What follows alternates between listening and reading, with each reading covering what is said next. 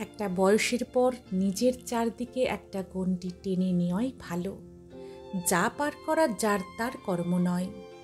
বাগানের বাইরে বেড়া না থাকলে গরু ছাগলে ঢুকে তছনছ করে দিয়ে যায় না সব?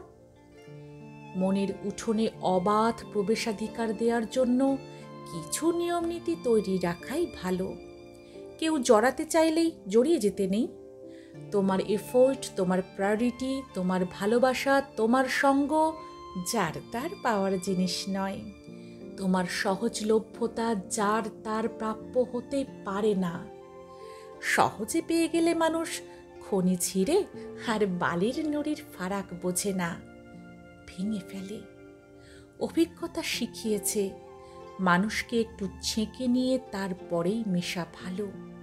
তাতে জীবনে হয়তো লোক কম থাকে, কিন্তু শান্তি বেশি।